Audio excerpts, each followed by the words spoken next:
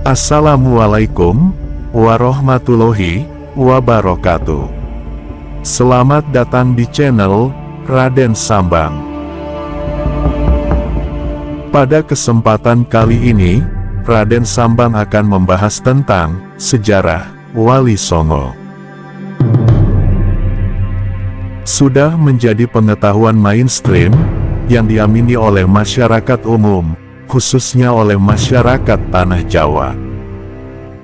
Ketika kita menyebut kata Wali Sanga atau Wali Songo, maka tentunya akan langsung dimaknai sebagai sekumpulan waliullah penyebar Islam di Tanah Jawa yang berjumlah 9 orang. Karena dari kata wali dan songo atau 9, maka Wali Songo dinisbahkan sebagai 9 wali. Namun tahukah Anda bahwa Wali Songo sebenarnya adalah Wali Sangha dan tidaklah berjumlah hanya 9 orang, sebagaimana yang kita ketahui selama ini. Semula berawal dari ejaan huruf Jawa, kata A dilafalkan O. Jadi kata Sangha menjadi Songo. Wali Sangha sebenarnya merupakan sebuah majelis perkumpulan para ulama yang menyebarkan Islam di Tanah Jawi, analognya semacam Majelis Ulama Indonesia saat ini.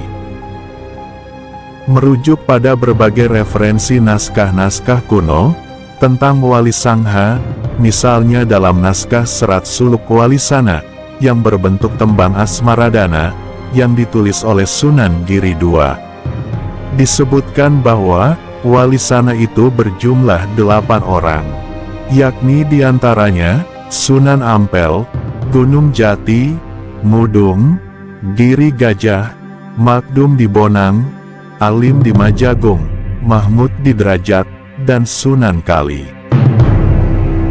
Sedangkan dalam naskah Babat Tanah Jawi disebutkan bahwa Wali Sanga berjumlah 9 orang, yakni diantaranya Sunan Ampel, Sunan Bonang, Sunan Giri, Sunan Gunung Jati, Sunan Kalijaga, Sunan Derajat, Sunan Udung, Sunan Muria, dan Syekh Maulana Maghribi. Sedangkan dalam naskah Babat Cirebon disebutkan bahwa Wali Sanga di sini juga berjumlah 9 orang, namun berbeda dengan 9 orang Wali Sanga yang disebutkan dalam Babat Tanah Jawi, yakni diantaranya Sunan Bonang, Sunan Giri Gajah, Sunan Kudus, Sunan Kalijaga, Syekh Majagung, Syekh Maulana Maghribi, Syekh Bentong, Syekh Lemah Abang, dan Sunan Gunung Jati Purba. Perbedaan nama-nama anggota Wali Sanga inilah yang kemudian menimbulkan kesulitan untuk mengidentifikasi siapakah sebenarnya para ulama yang termasuk dalam perkumpulan orang suci yang bernama Wali Sanga ini. Dalam buku Atlas Wali Songo menyebutkan bahwa konsep Wali Sanga sumber utamanya dapat dilacak pada konsep kewalian yang secara umum oleh kalangan penganut Sufisme diyakini meliputi 9 tingkat kewalian.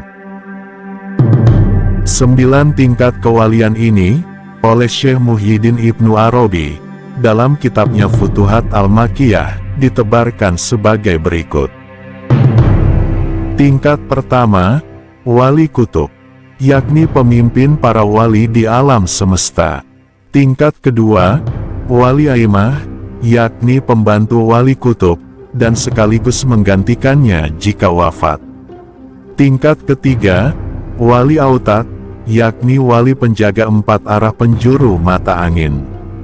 Tingkat keempat, Wali Abdal, yakni wali penjaga 7 musim. Tingkat kelima, Wali Nukoba, yakni wali penjaga hukum syariat. Tingkat keenam, Wali Nujaba, yakni wali yang hanya berjumlah 7 orang pada setiap zaman. Tingkat ketujuh, Wali Hawariyun, yakni wali pembela kebenaran agama. Tingkat ke-8, Wali Rojabiyun, yakni wali yang karomahnya muncul setiap bulan Rojab.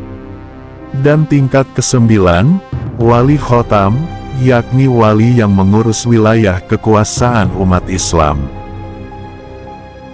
Dari sinilah, kemudian konsep 9 tingkat kewalian yang sufistik, dari Syekh Muhyiddin Ibnu Arabi diadopsi, dan diadaptasi untuk menggantikan konsep Dewata Nawasangha, yang memang telah ada jauh sebelum kerajaan Majapahit berdiri. Konsep Dewata Nawasangha ini diabadikan dalam Lontar Buana Kosa, yang ditulis dalam bahasa Kawi, sebagai nama-nama dewa penjaga 8 arah penjuru mata angin, yakni Dewa Iswara, Dewa Maheswara, Dewa Brahma, Dewa Rudra, Dewa Mahadewa, Dewa Sangkara, Dewa Wisnu, dan Dewa Sambu.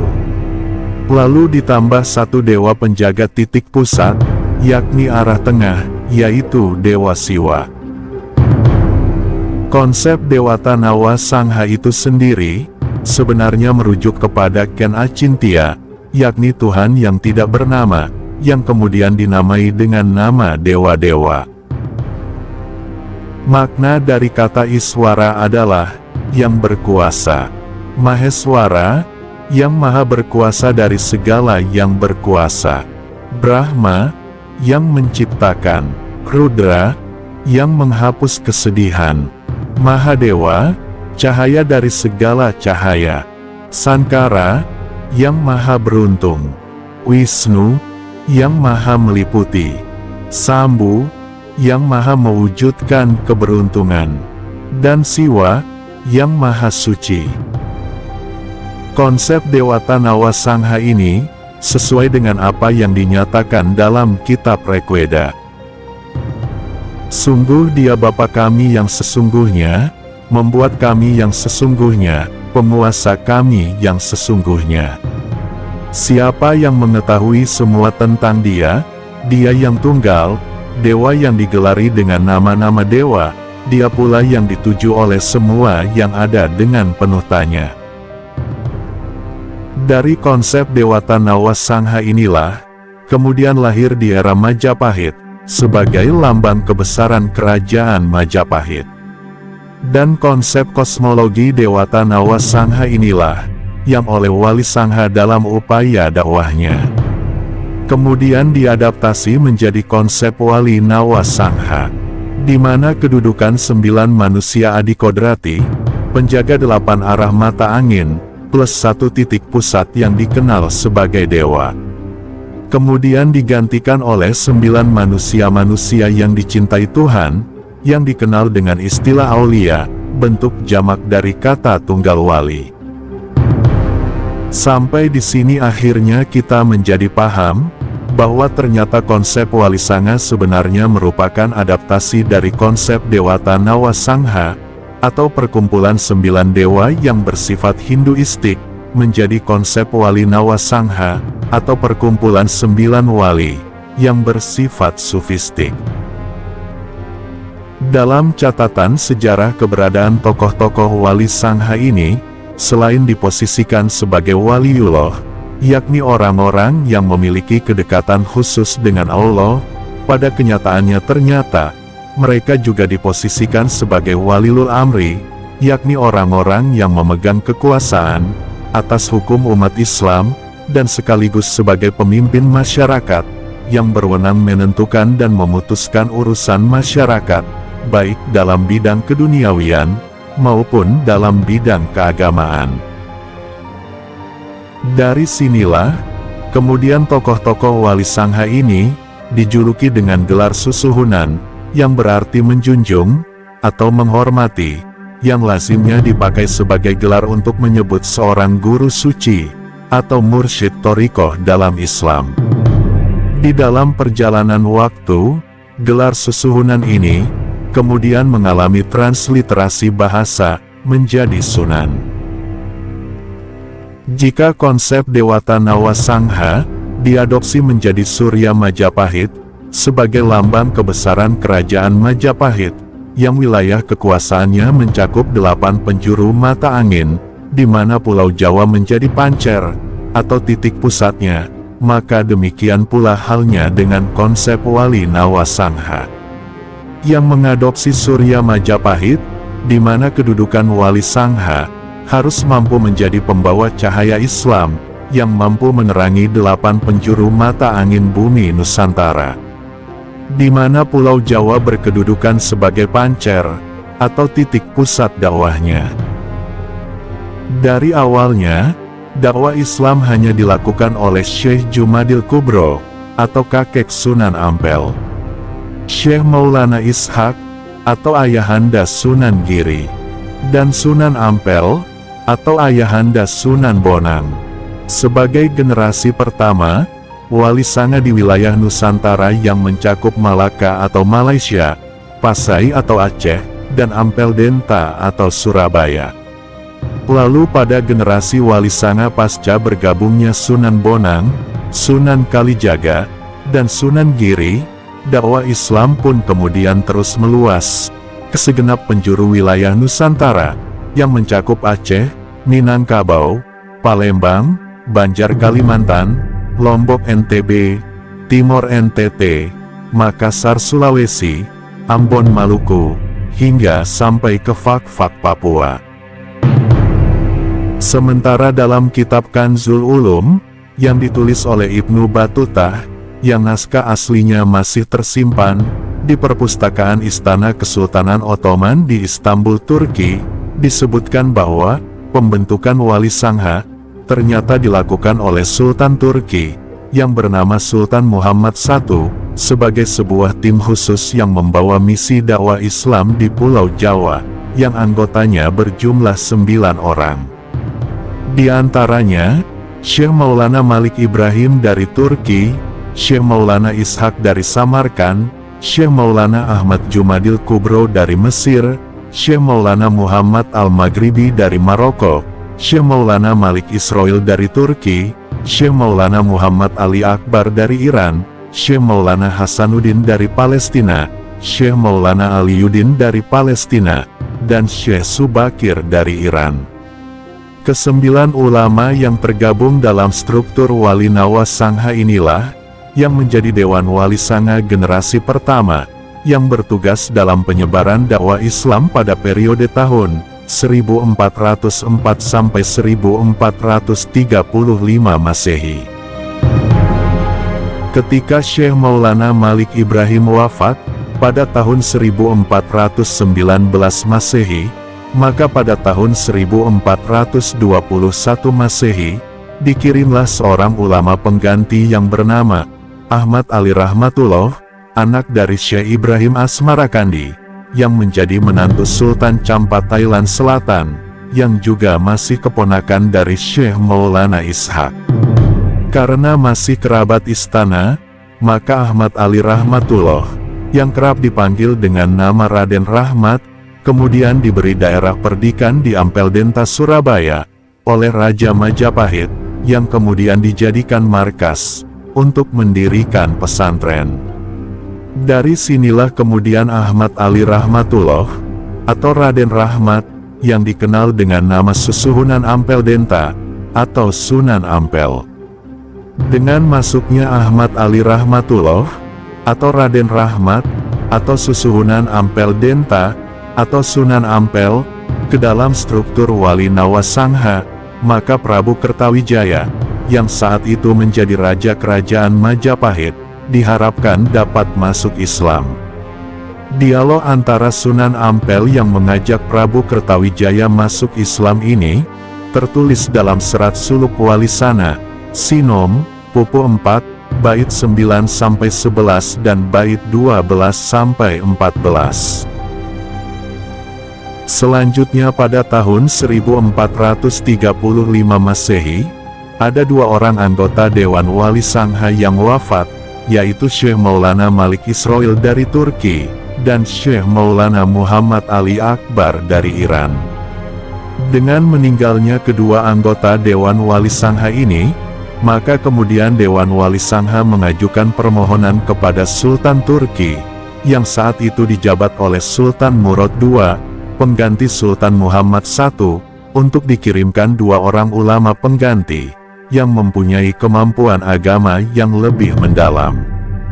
Permohonan tersebut dikabulkan, dan pada tahun 1436 Masehi, dikirimlah dua orang ulama, yaitu Sayyid Ja'far Shadiq dari Palestina, yang selanjutnya bermukim di Kudus, dan kemudian lebih dikenal dengan nama Susuhunan ing Kudus, atau Sunan Kudus, bertugas menggantikan Syekh Maulana Malik Israil. Dalam Babat Demak disebutkan, bahwa Sayyid Ja'far Shadiq adalah satu-satunya anggota Wali Sangha, yang paling menguasai ilmu fikih. Kemudian yang kedua adalah Syarif Hidayatullah, yang juga berasal dari Palestina, yang selanjutnya bermukim di Gunung Jati Cirebon, dan kemudian lebih dikenal dengan nama Susuhunan ing Gunung Jati, atau Sunan Gunung Jati, bertugas menggantikan Syekh Maulana Muhammad Ali Akbar. Dalam Babat Cirebon disebutkan, bahwa Syarif Hidayatullah adalah cucu Prabu Siliwangi, dari Kerajaan Pajajaran, hasil perkawinan Nyi Rara Santang, dengan Sultan Syarif Abdullah Umdatuddin dari Mesir. Dengan masuknya Sayyid Ja'far Shadiq, atau Susuhunan ing Kudus, dan Syarif Hidayatullah, atau Susuhunan Gunung Jati, maka dapat dikatakan bahwa struktur Wali Nawasangha ini kemudian menjadi Dewan Wali Sangha generasi kedua, yang bertugas dalam penyebaran dakwah Islam pada periode tahun 1435 sampai 1462 Masehi.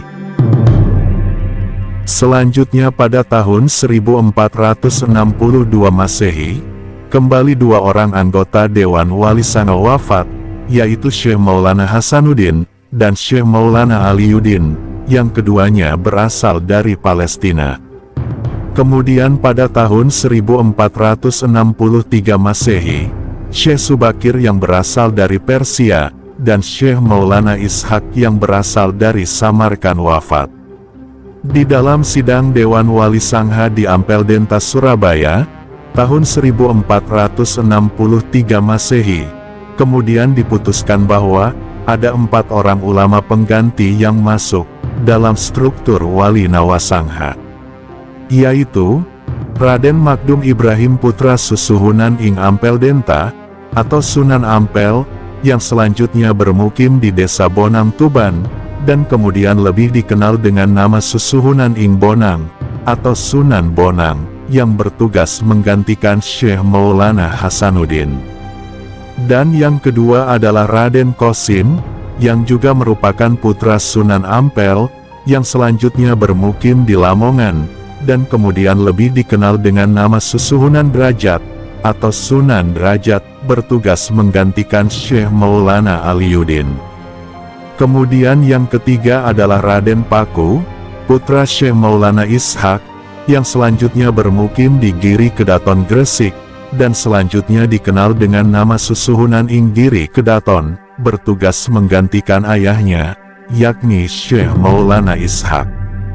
Kemudian yang keempat adalah Raden Mas Said, putra Adipati Tuban, yang bernama Tumenggung Wilwatikta, atau Raden Sahur, yang selanjutnya bermukim di Kadilangu Demak, dan selanjutnya dikenal dengan nama Susuhunan Kalijaga, atau Sunan Kalijaga, yang bertugas menggantikan Syekh Subakir. Dengan perubahan tersebut, maka dapat dikatakan bahwa struktur Wali Nawasangha ini kemudian menjadi Dewan Wali Sangha generasi ketiga, yang bertugas dalam penyebaran dakwah Islam pada periode tahun 1463 sampai 1465 Masehi. Demikian secara terus-menerus, Dewan Wali Sangha selalu menggantikan anggota Wali Sangha apabila ada anggota Wali Sangha yang wafat. Struktur Wali Sangha ini terus berganti, akhirnya sampai ke generasi ke-10, yang bertugas dalam penyebaran dakwah Islam pada periode tahun 1751 sampai 1830 Masehi. Namun sejak periode tahun 1830 sampai tahun 1870, Dewan Wali Sangha kemudian dibekukan oleh kolonial Belanda. Dan oleh Belanda, kisah ini dibelokkan sejarahnya, sebagai salah satu strategi untuk menaklukkan Nusantara. Sampai di sini, akhirnya kita benar-benar menjadi paham bahwa ternyata konsep Wali Sanga itu adalah adaptasi dari konsep Dewata Nawasangha, atau perkumpulan 9 dewa penjaga 8 penjuru mata angin. Dan satu titik pusat, yang bersifat Hinduistik, menjadi konsep Wali Nawasangha, atau perkumpulan 9 wali, yang mencakup wilayah dakwah 8 penjuru mata angin Nusantara, dan satu titik pusat Pulau Jawa, yang bersifat sufistik. Wallahu a'lam bishawab. Demikianlah pembahasan tentang kisah Wali Songo. Semoga informasi ini bermanfaat, kurang lebihnya mohon maaf. Wassalamualaikum warahmatullahi wabarakatuh.